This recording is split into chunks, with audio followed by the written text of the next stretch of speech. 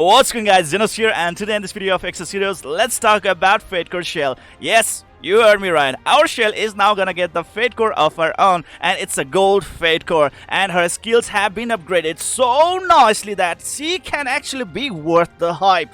Yes, her skill sets are really amazing, and it actually nearly got my eyes popped out. Okay, I'm actually gonna start analyzing her skills, but before that one, let's start praising her artwork right over here, guys. And I think she is a great deal right now. Just look at that. I mean, like, she is worthy to be my waifu at this point. I don't know about you guys, but damn, she is really hot right now. Alright, now let's start talking about her details right over here. New Fatecore update. Fatecore chance increase artist of death shell. Shell in the parallels blah blah blah. Period is gonna be starting from after the update. That's tomorrow till December 3rd, Thursday, 1:59 UTC time. You can recruit hero plus Fatecore with a higher probability than premium recruitment. As she's a gold Fatecore hero, that means she's gonna drop at 0.5% chance, and definitely you will be able to PD summon her after 28 multi summons. There we go, guys. Oh my god, with the collapse so near. Jesus! Looking into her artwork, I am starting to become a fan of her. I mean, like, her initial artwork was totally bullshit in my opinion. That was a little bit lowly type, but now she's a waifu type. Holy crap! Okay, her hair is well done. Everything really looks very good about her. Fatecore Ability right over here, guys. Attack is going to be boosted by 43 points, not good. Defense by 32, alright. Health is by 288 points, that's good. CP is going to be boosted by a total of 10,800 points, so it's pretty much average right over there. And next thing is going to be the skill information right over here, guys. Passive effect, Cleanse 3, okay? It says right over here, cleanses the damage over time and debuff effects from an alloy and gains mana 1 mana. It's pretty much helpful in most of the situations out there. It's pretty good. Gain mana 1 mana additionally if health of the target is 20% or less when triggered. Gain mana 1 mana additionally if the health of the target is 70% or more when triggered. You have to know that, like, she is a support type unit and she is of the machine element type. So with all those kind of things considered, having this kind of skill effect, it's pretty obvious and it's pretty good out there as well. And next thing is gonna be the additions, the new additions. There are like 3 passive effects that are added with her right now. That's huge. That's massive, okay? Because literally, when we are gonna talk about the normal shell, that's where her passive ended, okay? That's where her passive is.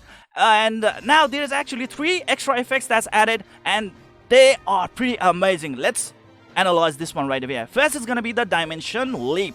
Mark increases dodge for self by 40 points. That's good.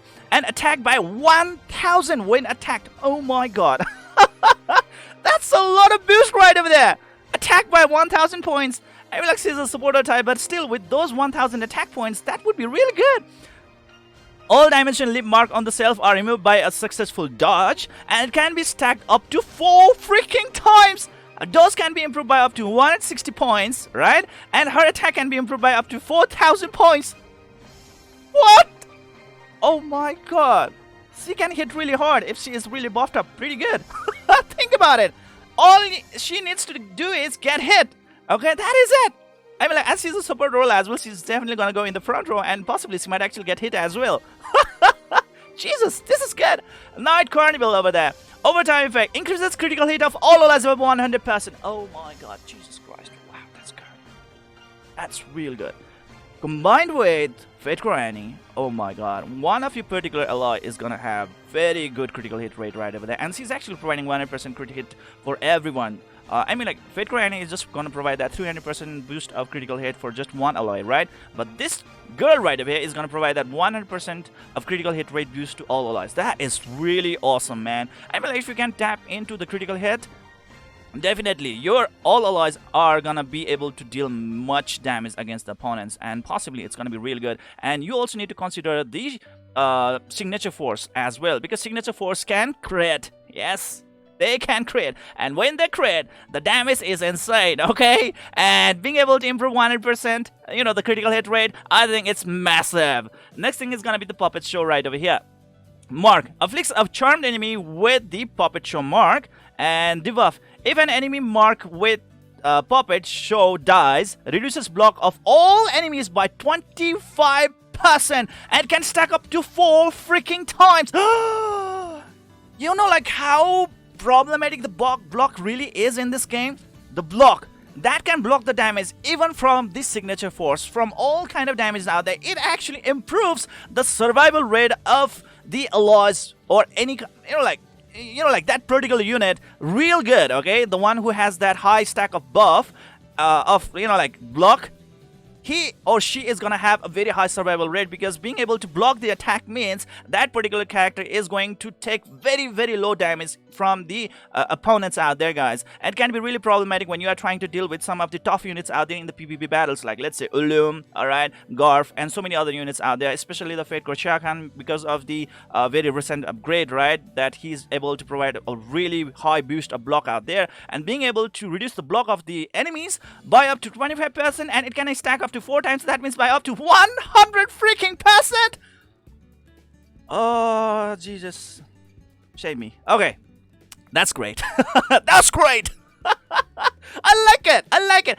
And it's not just her passive skill effect, it's even her active skills that are really buffed. Okay, let's look into her active skill number 1, which is going to require 2 mana. Alright, deals 127% damage to all enemies, and before, what it was that like it was like this. All right, hit minus 30 points for 4 turns of the target if it's charmed. Okay, that's what that was it. That was it, and it was totally like, what? That's nothing, right? But now look into here, right over here, ladies and gentlemen. There are extra effects that are added. Okay, yes, you can also provide that reduction in hit for 30 by 4 turns by afflicting the target with hallucinate mark if the target is charmed. Okay, the charm is provided by the Genii. That's the synergy effect. She is also going to apply the debuff on the opponent, decreases attack of all enemies afflicted with the charm by 50% when the attack hits. And it doesn't even have turns. Like, like they would actually say like for 10 turns, for 20 turns. I mean, like, it might actually be a little bit of type error out there. Maybe I think it's for like 10 turns or at least 7 turns out there. But it kind of like gives a vibe that like it's permanent out there. Think about it, man. For the entire battle. Could be. Maybe there's a little bit of wording like, like missing out there. Maybe for 10 turns out there. And guess what, guys? For the first time in our life, we might not actually need Fatecore Iris. She might be a really good substitute if you have her. Guess what, guys? Look into here. Special. If any of the targets are already charmed, removes barrier from all charmed targets and afflicts nullify barrier for 10 turns. I mean, with Fatecore Iris, there is a barrier removal for only 1 turn when it activates, right? But this girl right over here is actually going to remove the barrier, first thing, and she is gonna make them not being able to use any kind of barrier for the next 10 turns. That's what it says right over here. Afflicts nullify barrier for 10 turns. Like, what the oh my god. It's just that, like, Fatecore Iris, like when she is removing the buff, she actually provides that decrease in defense, right? With the 20% of her max HP, right? If I'm wrong, please do correct me in the comment section below. That's what it is, right? But who cares? Okay? Because, like, the main problem with the Fatecore Iris is that, like, for that round, once her passive skill effect is triggered, then, like, for the next round, if you still manage to hit some of the first cards and units, the barrier will go on effect, especially when you actually go wrong with Shufraken, okay? Meaning, like, there is one particular unit out in the opponent team who has very low health, that is 10% or lower than 10%, and that unit is not really dying because that freaking shit is a first cousin, and every freaking turn, the Shufraken passive skill, or that, the fear of abyss, is gonna get triggered over and over and over and over again. And due to that one, usually, even when you are when we were supposed to win that battle, you might actually end up losing that battle because of the stupid Shufraken. Even when he dies, the fear of abyss is still gonna be in effect, alright? With that thing, it was a little bit hard for Fatecore Iris to actually handle that kind of situation. But with Fatecore Shell, the things are not same anymore. It's different because she is gonna nullify the barrier for the next 10 turns.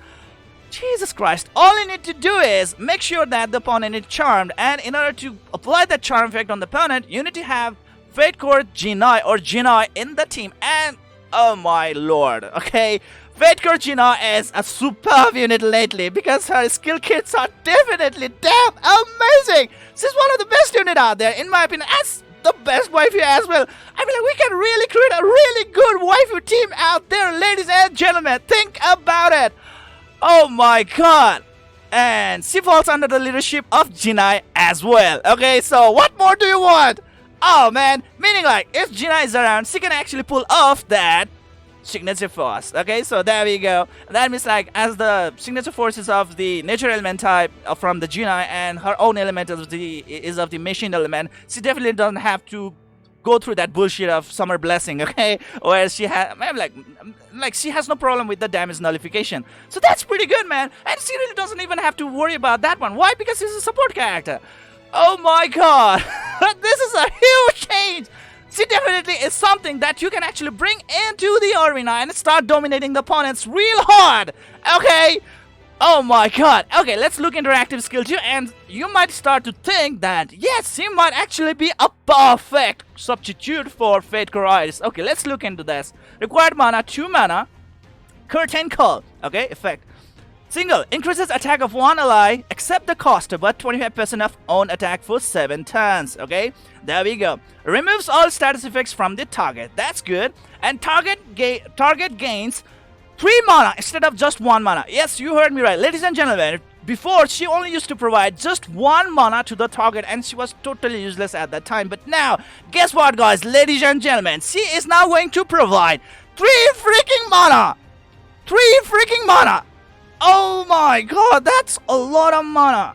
Oh, and her speed is pretty good as well. I think she has like 74 attack speed. That means like she's pretty much faster than Battery. She has faster than Fatecore Annie. I mean like, think about the possibilities. It's a lot. If you can actually provide some massive boost of mana to those guys out there, I mean like even Fatecore Gina, I mean like more the mana the Fatecore Gina is gonna have, the more damage she's gonna deal thanks to her signature force, and both of her damages are AoE damage, right? So, considering those kind of things, oh my god, she's good! She's good! She's a bit faster than Fatecore Ability as well, and now you can start looking into a really good scenario out there. And guess what guys, it doesn't end there. There's one special effect out there as well. Special grants status effect immunity 1 time to the target and resets the target's throne. For God's sake, resets once per round. It's like this. You can start a round with Fatecore Rera, right? She can use her AoE skill, or she can just use her first active skill, and then after that one, when it comes to be the call of, or it comes to be the turn of the shell, you can provide her that extra turn, 3 mana gain, and your Fatecore Rera is gonna be out there, ready again to kick some ass of the opponents. You can wrap the battle within the first freaking round. Oh my god. Jesus. Think about it. This is great. This is great. This is great. This is really, really great. And if you really want to wrap up the game by the first round, I think you might actually need to kick out Shufrakan and put Fatecore Ability. I think. Because you might need to actually nullify that barrier real good, because like when Fatecore Rera is actually going to pop up her like first skill right away in the first round, she definitely might actually trigger that barrier, right? But if she's going to go with the first skill, then definitely you might not even need to use the Fatecore, what do you call this? Sorry about that. Iris, okay? So that's what you get. That's what you get right over here, guys. Oh my god. I'm blushed. I'm blushing. I'm pretty much hyped about this point. Oh my god, this is real good. I don't know what you guys think, but for me, this is really something super duper damn amazing and superb. Guys, please let me know what you guys think about her in the comment section below. And if you are still asking me, Zennosh, okay, final verdict. Give me your final verdict. Are we supposed to really summon this little girl right over here who is not little girl? I mean, like, she is a waifu right now. So she's a woman. She's a woman. Okay, so are we supposed to summon this woman or not? And I would say definitely hell yeah. I mean, like, screw that collaboration, okay, for now. I mean, oh man, I don't know what to do. Am I really still supposed to say for that collaboration? Oh man, my head hurts. Because she is so hard to pass. She is that good, ladies and gentlemen. I mean, you can now start dominating even in the PvP tag. Think about it. Not only just in the the main PvP, the main Japanese area, but even in the PvP tag matches, and obviously in the Air Squadron battles as well. So think about it. She is so good. my god! Oh my god! And as she can actually able to provide, you know, like so many buffs to the allies and so many other things out there. Oh my god. I mean, like, she's pretty good. I mean, like, I just really love her. I just really freaking love her. That's all I gotta say to you guys. That's all I gotta say to you guys. I mean, like, what I have in my mind is that, like, this is definitely meant for PvP, guys. Okay, because all of our skills are really pointing in that direction. Okay, let's cut that bullshit out. Anyways, now let's look into this thing right away, the extra information. Artist of Death Shell is the gold rated Fatecore. The chance of increase the recruit the Artist of Death of Shell is 0.5%. That's what I told you guys a little while ago, and she can be pitted after 28 core mileages. So there we go, guys. If you don't want to pity summoner, then start saving about 19,600 sass, okay? And if you guys are wondering, should we be really buying a lot of sets from the, you know, like the shop section, there is actually a shop guide that I just recently prepared for you guys so that you guys have a really good time in selecting which package might be the best for you guys. Alright, so please do check that video out as well, and you might actually save a lot of cash out there. Okay, there are some really good Halloween packages out there which might actually allow you to get a lot of sets with some really low cash. So that is also there. I'm not really trying to promoting this game. It's just that, like, if things are really going good, I promote any kind of game whatsoever for free. I really don't take any money from other people out there, okay, or from the devs out there. So that is it, guys. I am really hyped. I'm really happy, and she is really good, and she is really my waifu material type, and that's what I gotta say. That is it for today, guys. I hope you enjoyed this video. Please don't forget to hit the like and subscribe button to keep on enjoying the content of my channel. See you guys in the next video.